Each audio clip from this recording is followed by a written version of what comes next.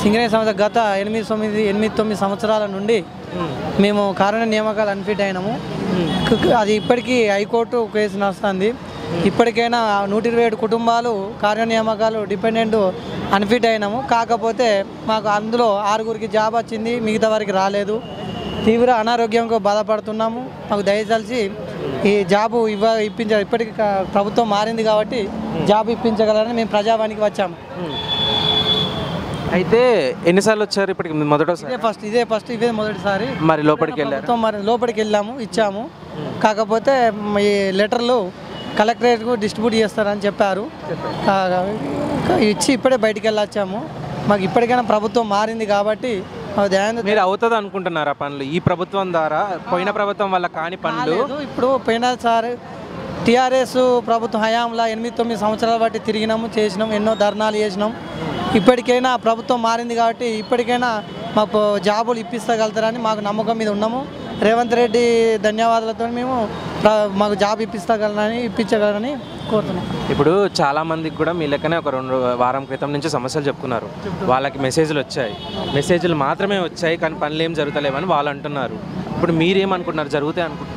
అయితే ఒక్కొక్కరిది ఒక్కొక్క సమస్య ఉన్నది. కాకపోతే మా సింగరేణి సమస్య కాబట్టి, సింగరేణి ఉద్యోగం కాబట్టి దీని గురించి తీవ్రమైన తీసుకొని దీని బరుబద్దలు తీసుకొని ఇప్పిస్తారని కోరుతున్నాం. సింగరేణి సంస్థ గత 8-9 సంవత్సరాల నుండి మేము కారణ నియామకాలు అన్ఫిట్ అయినాము. అది ఇప్పటికీ హైకోర్టు కేసు నడుస్తుంది. ఇప్పటికైనా 127 కుటుంబాలు కార్య నియామకాలు డిపెండెంట్ అన్ఫిట్ అయినాము. కాకపోతే మాకు అందులో 6గురికి జాబ్ వచ్చింది, మిగతా వారికి రాలేదు. తీవ్ర అనారోగ్యంతో బాధపడుతున్నాము. మాకు దయచేసి ఈ జాబు ఇప్పించాలి. ఇప్పటికి ప్రభుత్వం మారింది కాబట్టి జాబ్ ఇప్పించగలరని మేము ప్రజావానికి వచ్చాము. అయితే ఎన్నిసార్లు వచ్చారు ఇప్పటికి? మొదటిసారి. ఇదే మొదటిసారి. మరి లోపలికి వెళ్ళారు? మరి లోపలికి వెళ్ళాము, ఇచ్చాము.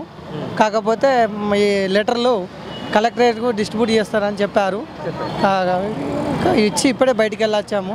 మాకు ఇప్పటికైనా ప్రభుత్వం మారింది కాబట్టి మీరు అవుతుంది అనుకుంటున్నారా పనులు ఈ ప్రభుత్వం ద్వారా?